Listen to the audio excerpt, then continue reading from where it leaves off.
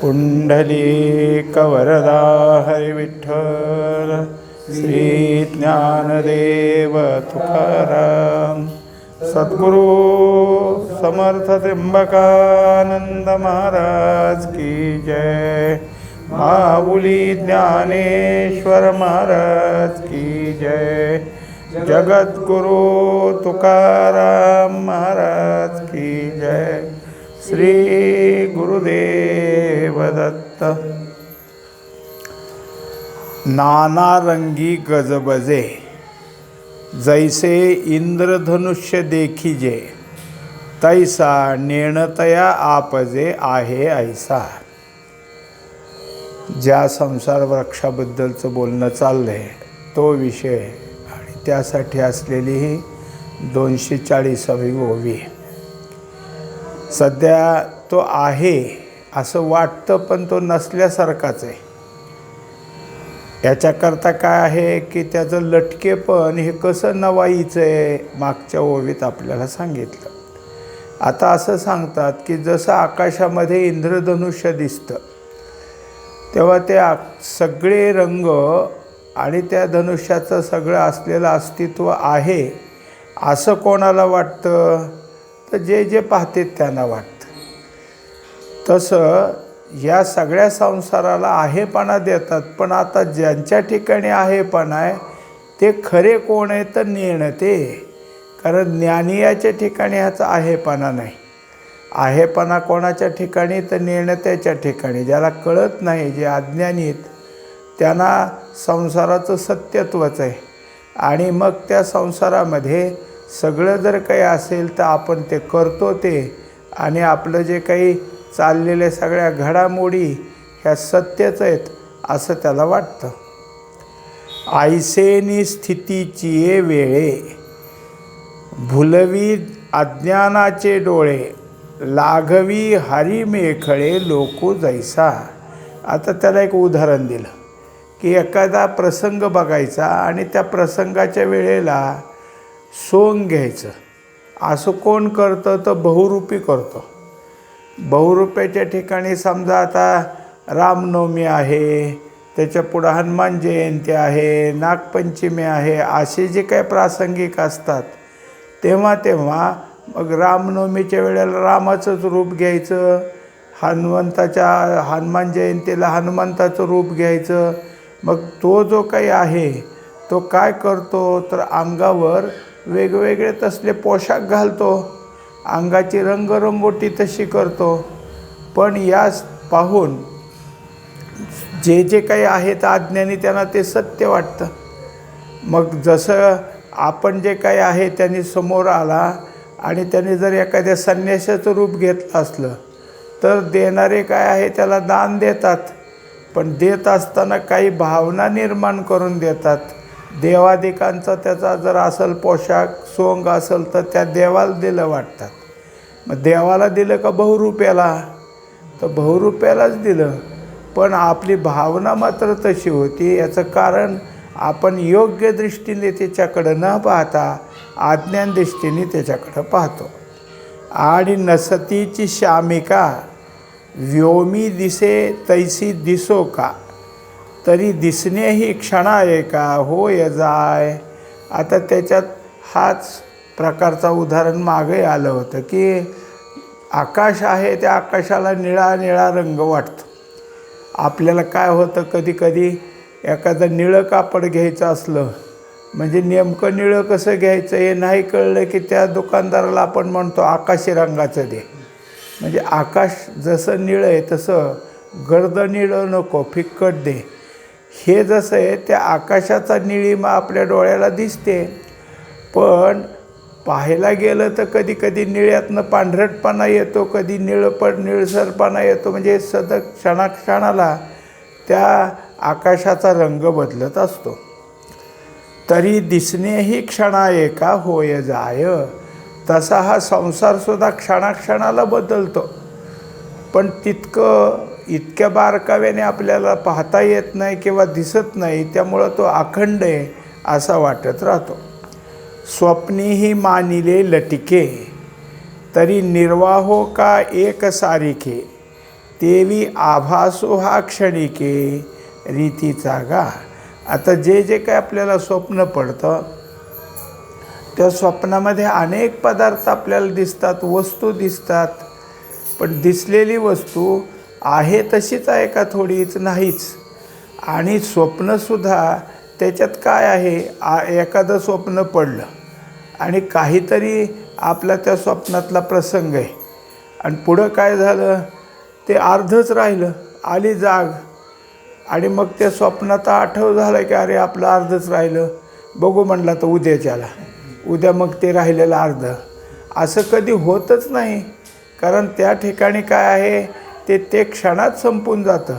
मग त्या स्वप्नातसुद्धा ज्या वस्तूला आपण पाहतो ती वस्तूसुद्धा क्षणात त्या ठिकाणी नाही अशी होते. मग तिथं जे काही होत असतं ते सगळं आभास आहे. एरवी आपण पाहतो की आपल्याकडं जो काही लहान मुलगा आहे तो जन्माला आला की तरुण होण्यापर्यंत त्याला तेवढे जे काही असतील तेवढे त्याचं वय जावं लागतं, तितके वर्ष जावं लागतात. पण स्वप्नात जर मुलगा झाला तर लगेच लग्नाच्या वयाला येतो. म्हणजे इतकं क्षणिक आहे त्या ठिकाणी. देखता आहे आवडे घेऊ जाई जे तरी नातुडे जैसा टिकू की जे माकडे जळा माझी. तेव्हा जे काही असेल ते याच्यामध्ये आपल्याला त्यात काय होतं, काही प्रियत्वही वाटतं आणि त्या प्रियत्वानं प्रत्येक वस्तू आपण काय करतो, घेत राहतो, जवळ ठेवतो. पण काही काळानंतर त्याचा नाशच होत असतो.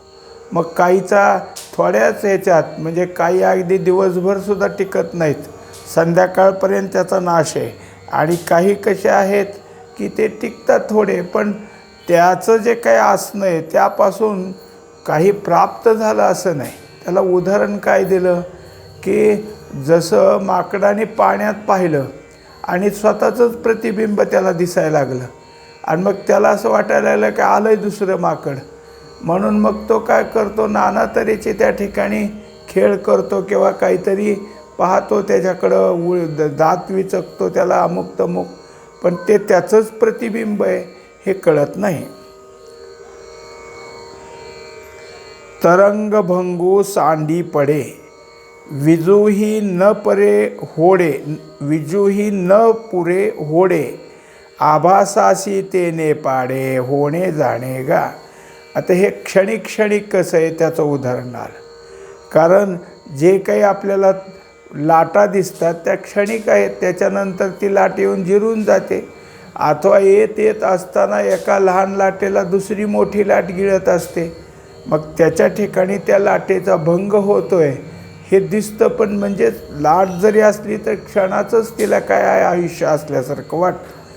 वीज चमकते पण तिच्या ठिकाणी सुद्धा काय आहे की टिकाऊपणा नाही. म्हणजे ती चमकली म्हणता म्हणता तिच्या ठिकाणी काय आहे आहेच. आता जरी काही गंमत म्हणून सांगतात की आता पहा या ठिकाणी वीज चमकणार आहे, अशी तुम्ही पैज जरी लावली तर ते तिथंच चमकल असं काही सांगता येत नाही, आणखीनही कुठंतरी जाईल. आभासासी तेने पाडे होणे जाणे गा. या सगळ्या उदाहरणातून असं सांगितलं की दिसत असलेला संसार आभास जो आहे तो सुद्धा काय आहे की क्षणाक्षणात बदलणारा आहे, क्षणाक्षणात त्याच्या ठिकाणी पालट होणारा आहे. जैसा ग्रीष्मशेषीचा वारा नेणिजे समोर की पाठीमोरा तैसी स्थिती नाही तरोवरा भवरूपा यया. आता त्याच्यात आणखीन तेच उदाहरण की ग्रीष्म ऋतूच्या वेळेस वारा सुटतो, पण तो वारा जो आहे तो एकाच दिशेने येतो असं नाही, कधी ह्या दिशेने कधी त्या दिशेनं, कारण त्याचं सारखं चक्र फिरत असतं. तसं याच्याही ठिकाणी जे काय आहे म्हणजे हा तरु कोण, संसाररूपी तरु हा सुद्धा काय आहे नेहमी बदललेला आहे.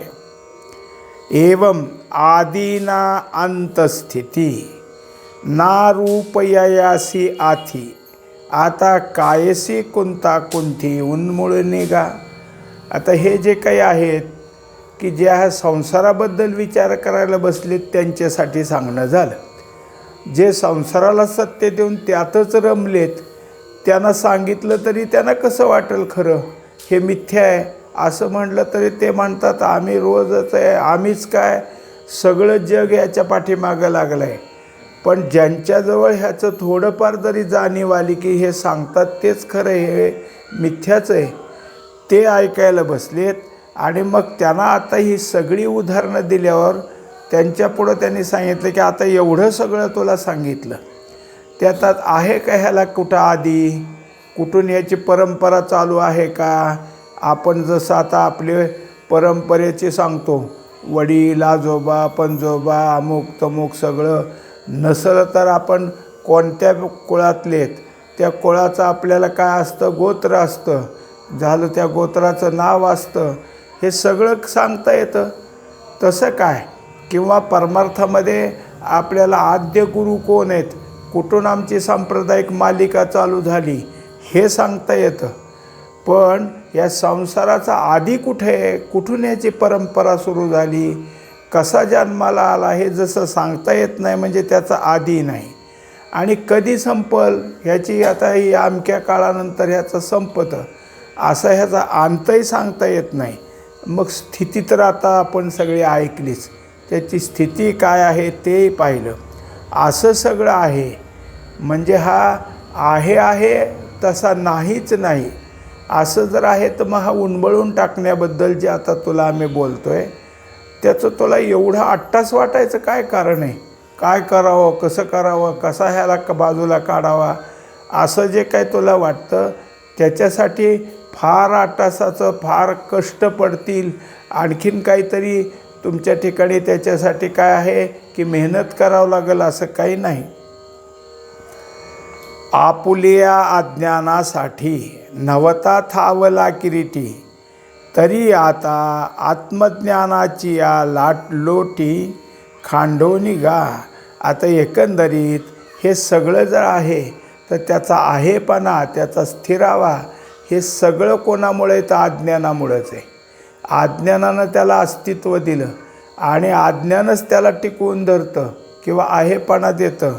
तेव्हा हे सगळं जर काही असेल तर याला एकच कारण आहे की अज्ञान काढावं लागेल. जसं माऊलींचंच ह्याच्यामध्ये ओवी की तुम्ही जर काय आहे वरवर झाड खुडत राहिला तर त्याला अधिक फुटल ते, त्याच्यामुळं काय आहे मुळासह काढल्याची गरज आहे. तसं अज्ञान हे जर काय असेल तर त्याच्या मुळासह काढलं पाहिजे. म्हणजे मूळ अज्ञानाचा नाश केल्याशिवाय संसार वृक्ष जाणार नाही. आणि मग हा कशाने, तर त्यासाठी लागणारं आत्मज्ञान गरजेचं आहे. आत्मज्ञान जिथं आहे किंवा आत्मज्ञान ज्यांनी प्राप्त करून घेतलं त्याचाच हा संसार वृक्ष खंडला जातो. त्याला आता काय झालं की आत्मज्ञान हे एक शस्त्रच आहे, त्या शस्त्राने ह्याचे छेदन करता येईल. वाचोनी ज्ञाने वीन एके, उपाय करशी जितुके, तीही गुंपिसी अधिके रुखी ये. आता त्याच्याकरता काय केलं की अत्यंत महत्त्वाचं असं सांगितलं. या ओवीतून अत्यंत महत्त्वाची जी काही गरज आहे किंवा जे महत्त्व आहे तेच सांगतात की या संसार वृक्षातनं दूर व्हायचं असेल, ह्याचं मिथ्यत्वच आपल्या ठिकाणी ठेवून तो आता आपल्याला काहीही करत नाही अशापर्यंत आपल्याजवळची परिपक्वता करून घ्यायची असेल तर त्याकरता आत्मज्ञानाचीच गरज आहे. आत्मज्ञाना व्यतिरिक्त आपण किती जरी दुसरे उपाय करत बसलो, यज्ञ केले, झालं दान दिलं, त्याच्यानंतर काय आहे की तप केली, पण हे सगळं ह्याच्यातलंच आहे. अज्ञानाच्या पोटातलंच कर्म, अज्ञानाच्या पोटातलंच फळ असं जर झालं तर मग ह्या अज्ञानाला शिल्लक ठेवून हा वृक्ष कसा निघेल. आता त्याच्याकरता सगळ्यात काय आहे की दुसरे काय उपाय महत्त्वाचे नाहीत, ह्याला आत्मज्ञानच महत्त्वाचं आहे. आत्मज्ञानाशिवाय काहीही करता आलं आणि करत राहिला तर ते नुसतंच काहीतरी होईल.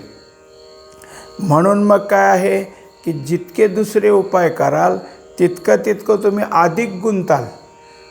ह्याच्यातनं बाहेरच पडणार नाही. अशा तऱ्हेनं याला फक्त एकच आहे की ह्या संसार वृक्षाला बाजूला करणारा कोण असेल तर फक्त ब्रह्मज्ञान आहे. मग किती खांदो खांदी यया हिंडावे ऊर्ध्वी आधी म्हणून मुळीच अज्ञानछेदी सम्यक ज्ञाने. एकंदरीत हा जो काही असणारा वृक्ष आहे ह्याला काढण्याकरता असेल तर एक सांगितलेलं उदाहरण म्हणजे आता महत्त्वाचं काय तर ब्रह्मज्ञान. आणि ते जर प्राप्त करून घेतलं नाही तर मात्र मग काय खालच्या फांदीला या, काही जमलं तर पुन्हा वरच्या फांदीला जा, वरच्या फांदीतनं पुण्य संपलं की पुन्हा खालच्या फांदीला या, असं ऊर्ध्व आधी हिंडावे. सारखं इकडं वर खालीच ह्याच्यामध्ये राहावं लागेल. आणखीन असं आहे की जे खालच्या फांदीत गुंतले त्यांना वरच्या फांदीत जाण्याकरता काय काहीच नाही. म्हणजे जे जे काही असतील, आता समजा खालचे जे कीटक आहेत ह्या कीटकाला कर्म करण्याचाच अधिकार नाही तर त्यांच्या हातून पुण्य कसं होणार. आणि पुण्य नाही झालं तर त्यांना त्याच्यापेक्षा चांगला जन्म कसा मिळणार. हे सगळं काय आहे की त्या खालच्यातनं कधी वर येणार. लोह लोष्ट पाषाण सांगितले, ह्यांचं ह्यातनं उद्धार कधी व्हायचा आहे. यांचा उद्धार होण्याकरता जर काही आता जसं रामायणामध्ये आपण पाहिलं की रामरायानं काय करायचं, हे सीते म्हणायचं, विलाप करायचा आणि मोठ्या दगड दिसला त्याला मिठी मारायची, झाड दिसलं त्याला मिठी मारायची. हे सगळं करत असताना असं वाटायला लागेल की राम हे ब्रह्मज्ञानी किंवा ब्रह्मस्वरूप नाहीतच, वेडेच आहेत, हे कशाला का मिठी मारतात. तेव्हा मग खरं काय असेल तर ते लक्षात असं आलं की हे मिठी मारतात म्हणजे हे पूर्वीचे कोणीतरी जीवच आहेत बद्ध होऊन पडलेले. पण आज त्यांचा उदयकाल आला आहे आणि त्या उदयकालामुळं रामरायानं त्यांना मिठी मारल्यानंतर त्यांचा उद्धार व्हायचा आहे. दुसरी कथा अशी की कृष्णाला खोड्या करतो म्हणून उखळाला बांधलं आणि मग त्यांनी ते बांधलेलं उखळ, पूर्वीचे लाकडी उखळं त्यांच्याकडं भात सांडण्याकरता असायची, आणि ते उखळ ओढत ओढत ओढत अंगणातनं पलीकडं नेलं. जिथं 2 झाडं जोडून होती त्यात नेऊन ते दोरी तोडण्याचा प्रयत्न करायला लागले. हे झालं दिसायला, पण जेव्हा त्यात ते अडकलं तेव्हा ही झाडंच उन्मळून पडली. ती दोरी तुटली किंवा ते उखळ फुटलं नाही, झाडं पडली आणि त्यातनं 2 पुरुष आले आणि भगवंताच्या म्हणजे त्या बालकृष्णाच्या त्यांना नमस्कार केला, त्यांच्या पाया पडले, स्वर्गात निघून गेले. हे ज्यांनी कुणी पाहिलं ते लागले आश्चर्य करायला. आणि यशोदेला वाटलं झाड पडलं माझ्या बाळाच्या अंगावर पडलं असतं तर काय, म्हणून मोठं संकट टळलं म्हणून माती वावळून टाकायला लागली. ते म्हणले कशाचं काय, ह्यातनं 2 पुरुष आले त्या झाडातनं, ह्याच्या पाया पडून गेलेत, हा काही सामान्य नाही. एकंदरीत हा उद्धारच झाला ना. म्हणजे हे जसं जसं सगळे जे काही असतील ते उद्धारासाठी काय काय प्रयत्न केले तसं कधीतरी मग खाली आलेल्याचा उद्धार व्हायला असं काहीतरी योजना झाली तर, नाही तर ह्यातली ह्यातच हिंडावं लागेल. आणि ज्यांना ह्यातलं ज्ञान आहे, आज आपण मनुष्य लोकात आपल्याला हे परत परत ह्यात फिरणं नको असं जर वाटत असेल तर मुळात अज्ञानच छेदलं पाहिजे. ह्याचं मूळ कोण आहे तर अज्ञान आहे. आणि त्याच्याकरता कोणता हत्यार पाहिजे तर सम्यक ज्ञान. सम्यक ज्ञान म्हणजे ब्रह्मज्ञान. ब्रह्मज्ञानच आपल्याला प्राप्त झालं पाहिजे. एरवी दोरीचिया उरगा डांगा मेळविता पैगा तो वावोची भारुगा केला होय. आता जसं दोरीवर सर्प भासला, आता तो खरा नाही ना, भासला आहे, पण भासलेल्या सर्पाला सर्प म्हणून काय केलं, काठी हुडकायला गेला आणि मग मोठी काठी घेऊन आला आता ह्या सर्पाला मारायचं म्हणून. पण हे काठी घेऊन धावणं आणि मारणं हे काय झालं, व्यर्थच झालं, कारण तो खरा सर्पच नाही, आपल्या ठिकाणी झालेला तो भ्रम आहे. तरावया मृगजळाची गंगा डोनी लागी धावता दांगा माझी ओहळे बुडीजे पैगा साच जेवी. आता त्याचप्रमाणे समोर काय आहे की मृगजळाचं मोठंच्या मोठं काहीतरी आहे, आता ह्यातनं तरुण जायचं आहे असं वाटल्यामुळं काय करावं लागलं की आता ह्यातनं तरुण जाण्यासाठी आपण काय प्रयत्न करावेत. मग त्याच्याकरता त्यांनी काय केलं की असं लाकडाला बांधून जसा तरफा म्हणतात तसं सगळं करायचा प्रयत्न केला. ते घेऊन आला म्हणजे ह्याच्यावरनं आता ह्याच्यावर बसू आपण आणि पलीकडं त्याच्यातनं तरुण जाऊ. पण मग ते थोडंसं पलीकडं होतं मृगजळ. मग तिथं जाण्याकरता ही डोक्यावर घेतलं बनवलेलं किंवा नाव म्हणा, होडी म्हणा, ते तरफा म्हणा, काय असेल ते. तेवढ्यात मध्ये खरा ओढा लागला आणि त्या ओढ्यात चांगलंच पाणी होतं. हे त्याच्यातनं वाहत गेला. ते खोटं पाण्यातनं त्याला होडीतनं बसून जायचं म्हणून होडी डोक्यावर घेतली, पण शेजारी असलेलं खरं पाणी विसरला. त्याचं भान राहिलं नाही. त्या मात्र पाण्यामध्ये माझी ओहळे बुडी जे पैगा, वाहत असलेल्या त्या ओढ्यामध्ये तो बुडायला लागला, वाहत वाहत चालला. म्हणजे जे सत्य ते राहिलं आणि असत्यासाठी उपाय सुरू झाले. तेवी नाथिलिया संसारा उपाधी जाचतया वीरा, आपण पेलो पेवारा विकोपी जाय. एकंदरीत हा संसार, त्या संसाराने आपल्याला असत्यपणाचीच उपाधी घातली आणि आणखीनही उपाधीचंच आपण पांघरून घेत असलो, उपाय करत असलो तर काय करायचं. त्याच्याकरता ह्या सगळ्यातनं बाजूला निघायचं असेल, ह्या संकटातनं बाजूला निघायचं असेल तर निरुपाधिकाला शरण गेलं पाहिजे. तेवी नाथिलिया संसारा उपाधी जाचतया वीरा, आपण पेलो पेवारा विकोपी जाय. तर त्याप्रमाणे जसं एखादं आभाळ आलं आणि एकदा वारा सुटला की ते निघून जातं. म्हणोनी स्वप्नीची या भया ओखद चेवोची धनंजया, तेवी अज्ञान मुळायया ज्ञानची खड्ग. त्याप्रमाणे स्वप्नात जर काही भय, एखादा मनुष्य झोपलाय, आपण जागेत आणि तो झोपलेला मनुष्य मोठमोठ्यानं ओरडतो. कुठं स्वप्नात, झोपलेल्या जागी स्वप्न पडलं त्यात ओरडतो, अरे माझ्या मागं कुत्रं लागलं रे, या रे कोणीतरी. आता त्याला काठी घेऊन आपण पळून नसतं चालत. त्याला जागं करणं हा जसा मुख्य भाग आहे तसं अज्ञान हेच मूळ आहे, त्याला काढलं पाहिजे. तरी तेच लीला परजवे तैसे वैराग्याचे नीच नवे, अभंग बळ व्हावे बुद्धीसी गा. तेव्हा हे झालं, काढायचं आहे त्याला सांगितलं ज्ञान. ज्ञानाला काय एक उपमा दिली आहे, ज्ञान एक शस्त्र आहे, खड्ग आहे.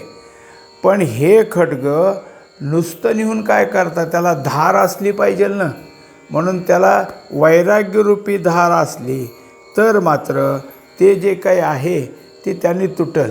आणि ह्या दोन्हीसाठी वैराग्य कुठं राहतं तर बुद्धीच्या ठिकाणी. म्हणून बुद्धीच्या जवळ वैराग्य आणि ज्ञान दोन्हीची जोपासना व्हावी असं बुद्धीच्या ठिकाणी बळ असलं पाहिजे. उठिलेनी वैराग्य जेणे हा त्रिवर्गू ऐसा सांडणे, जैसे वमोनिया सुने आताची गेले. आता हे वैराग्य आपल्याजवळ जर झालं तरच काय होईल, मग हा त्रिवर्गू म्हणजे स्वर्ग, मृत्यू आणि पाताळ हे तिन्ही आपल्या पुढून जातील. मग जसं स्वर्गा जाणे सांडी, भवविषयी कान झाडी, दे अध्यात्मज्ञानी बुडी सद्भावाच्या. आता हे दोन तर झाले, ह्याच्या अपेक्षा करणारे असतील सगळे. स्वर्गातलं सुख पाहिजे म्हणणारे तर आहेत, मृत्यूलोकाचं सुख पाहिजे म्हणणारे आहेत, पाताळ लोकात जाऊन काय भोगावं असं म्हणणारे बहुतेक कोणी नसतील, कदाचित असतील सुद्धा. म्हणून त्यांनी त्रिवर्गू म्हटलं. ह्या तिन्ही वर्गाविषयी कुठलीही आसक्ती नसावी असं वैराग्य आपल्याजवळ असलं तर मात्र हे सगळं काय आहे की बरं होईल.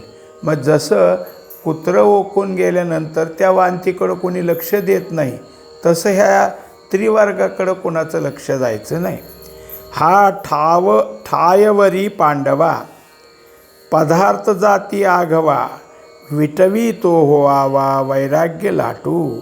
तेव्हा एकंदरीत जे जे काही हे संसारूपी पदार्थ आहेत किंवा स्वर्गलोकाविषयी पदार्थ आहेत त्यांच्याबद्दल आपल्या मनाच्या ठिकाणी काय असावं, तर घृणा असावी, तिरस्कार भाव असावा. असं जर होत असेल तरच हे वैराग्य टिकतं. एरवी त्या वैराग्यालासुद्धा काहीतरी करून पुन्हा मग आपलं वैराग्य कमी पडू लागेल. म्हणून हे समोरचं जे आहे त्याच्याविषयी वीट आला की मग मात्र काय आहे की आपलं जे काही आपल्या ठिकाणी असलेलं प्रपंचाचं, संसाराचं जे प्रेम आहे ते नाहीसे होतं. मग त्याच्यामुळं विटले हे मन प्रपंचा लागोनी असं झालं तर मग मात्र आपल्या ठिकाणी मनाची धारणा तयार होते. मग देहांतेचे निबदळे सांडोनी एकेची वेळे प्रत्येक बुद्धी करतळे हात वसावे. आता त्याच्याकरता आपल्या ठिकाणी देह अहंकार कमी झाला पाहिजे. या देहांकाराचं जे आपल्याजवळ पुटं चढलेली आहेत एकावर एक ती सगळी दळं निघून गेली तर मग मात्र काय प्रत्येक म्हणजे प्रत्येक व्यक्तीच्या ठिकाणी जो आत्मा आलेला आहे तसा तो वेगवेगळा नाही, पण देह नावाच्या उपाधीनं आपल्याला वाटतं ना माझ्यातला त्याच्यातला म्हणून त्याला प्रत्येक असा शब्द आला. आणि ते प्रत्येकच्या ठिकाणी म्हणजे त्या आत्माच्या ठिकाणी बुद्धी आमच्याजवळ इतकी पक्की असावी की जसा आपल्या हातात एखादी वस्तू तळहातावर घेऊन आपण पाहतो तसं आपल्या जवळ आत्मा आहे अशी बुद्धीची धारणा झाली तर मात्र मग काय होईल की हे सगळं अनुभवाला यायला तुमच्या ठिकाणी आत्मज्ञान पक्कं होईल, आत्मा अनुभवाला येईल आणि संसार वृक्ष जाईल. निसिले विवेक सहाणे जे ब्रह्मास्मी बोधे सणाने मग पुरितेने बोधे उठणे एकलेची. आता त्याचा क्रम दिला. हे सहजासहजी होत नाही. देह अहंता सहज गेली, प्रत्येक बुद्धी अगदी सहज झाली किंवा वैराग्य टिकलं नाही. याच्याकरता जर काय करावं लागेल तर श्रवण करावं लागेल. जितकं श्रवण होईल तितकं आपल्याजवळ विवेक वाढेल. आणि विवेक असं एक दाखवलं की विवेक एक सहाण आहे आणि त्या विवेकानं तुमच्या ठिकाणी एकदा काय आहे की काय केलं विवेकानं, आत्मा काय आणि अनात्मा काय ओळखून दिलं. आणि आत्मा हेच आपलं स्वरूप आहे असं सांगण्याकरता ब्रह्माहमस्मी, मी ब्रह्मरूप आहे असा जो बोध आपल्या ठिकाणी आहे त्या बोधामुळं ते एक शस्त्रच आहे बोधाचं. आणि ते हे विवेकरूपी सहाणीवर जितकं घासलं जाईल त्याच्या ठिकाणी एकदा काय आहे की परिपक्वता येईल. म्हणजे श्रवणानं विवेक वाढेल, विवेकानं बोध निर्माण होईल, बोधानं आपण कोण आहोत ह्याची पक्केपणा त्या ठिकाणी होईल. आणि मग ते जे काही आहे तेच आपल्या ठिकाणी सतत एकदा टिकलं. परिनिश्चयाचे मुष्टिबळ पहावे एक दोन्ही वेळ मग तुळावे अति चोखाळ मनन वेरी. आता हे आपल्याजवळ पक्कं झालं आहे का मीच ब्रह्म आहे असा जो आपल्या ठिकाणी भाव आहे तो भाव पक्का आहे का, आपला भाव बदलतो का की काय करतोय हे तपासणी करावी. आणि आपला भाव पक्का राहतोय असं जर आपल्या ठिकाणी झालं, आपला निश्चय पक्का असं जर वाटलं तर मग ठीक आहे. नसल तर जे ऐकलं आहे त्याचं मनन करावं. जे श्रवण झालं, श्रवणात विवेक वाढला आणि विवेकात अनित्य काय सांगितलं आहे नित्य काय सांगितलं आहे ह्याचं मनन होऊ लागलं. पाटी हातीरा आपण या निदिध्यासे एक झालिया पुढा जुजे उरेल घाया पुरते गा. आता जर हेच हत्यार कोणतं झालं आहे की जे बुद्धीच्या ठिकाणी मी ब्रह्म आहे अशी जी परिपक्वता झाली, हेच शस्त्र विवेकरूपी सहाणीवर घासल्यामुळं मननानं परिपक्व झाल्यामुळं आता त्या हत्याराचं निदिध्यासन आणि त्या निदिध्यासनानं हे सगळं झाल्यावर आता दुसरं काही नाही. जे समोर अनात्मा म्हणून आपल्या पुढं उभं राहते त्याच्यावर घाव घालायचेत. म्हणजे अनात्माबद्दलची प्रिय बुद्धी तेवढी बाजूला करायची किंवा आसक्ती तेवढी त्याच्यावर जे आसक्तपणा आहे तो तेवढा दूर करायचा आहे. ते आत्मज्ञानाचे खांडे अद्वैत प्रभेचे निवाढे नेदील उरो कवणेकडे भववृक्षासी. अशा तऱ्हेनं ज्याच्याजवळ अध्यात्मज्ञान हे पक्कं झालं आहे, ह्याच शस्त्रानं, ह्या हत्यारानं, आपल्याजवळ झालेल्या अध्यात्माच्या प्रभावानं हे भववृक्षाचं छेदन होऊ शकतं. शरदागमीचा वारा जैसा केरू फेडी अंबरा, का उदयला रवी अंधारा घोटू भरी. तर जसं शरद ऋतूमध्ये वारा सुटला तर तो आकाशातले सगळे ढग बाजूला करून निरभ्र आकाश करतो, तसं सूर्य उगवला की तो अंधाराला गिळून टाकतो. नाना उपबड होता खेवा, नुरे स्वप्नभ्रमाचा नाना उपबड होता खेवो, नुरे स्वप्नभ्रमाचा ठावो, स्वप्रतीतीचा वावो करील तैसे. आता जसं मनुष्याच्या ठिकाणी स्वप्न असलं तर त्या भ्रमात आपण कोण आहे काय विसरतो, पण जागा झाल्यावर आपण खरे कोण आहे जसं त्याला लक्षात येतं. जसं स्वप्नातला राजा आणि बाहेर आला तर तो साधा तर मनुष्य होता, मग लक्षात आला आपण कुठले राजे, आपण आपले हे जसं त्याला वस्तुस्थिती कळती, तसं अनुभवात आल्यावर ह्या सगळ्या गोष्टीची वस्तुस्थिती लक्षात राहते. तेव्हा ऊर्ध्व का ऊर्ध्वीचे मूळ, का आधीचे हनशाखा जाळ, ते काहीच न दिसे मृगजळ चांदण्या जेवी. आता हा एकदा परिपूर्ण झाल्यावर कुठे ऊर्ध्व, कुठे त्याचं मूळ, कुठे त्या आधी खाली खाली आलेल्या शाखा, हे काही उरणार नाही. मग जसं चांदण्यात तुम्हाला कधी मृगजळ दिसणार नाही तसं होऊन जाईल. ऐसे निगा वीरनाथा, आत्मज्ञानाची खडगलता, छेदोनिया भवाश्वत्था ऊर्ध्वमूळाते. याप्रमाणे आत्मज्ञानाच्या हत्यारानं हा जो काही असलेला भववृक्ष, संसार वृक्ष, ह्याचं छेदन केलं असता आता त्या तुमच्या ठिकाणी याला ऊर्ध्वमूळ म्हणायचं नाही, हे मुख्य ब्रह्मच हाताशी आलेलं आहे. पुंडलिक वरदार विठ्ठल श्री ज्ञानदेव तुकाराम. सद्गुरु समर्थ त्र्यंबकानंद महाराज की जय. माऊली ज्ञानेश्वर महाराज की जय. जगद्गुरु तुकाराम महाराज की जय. श्री गुरुदेव दत्त.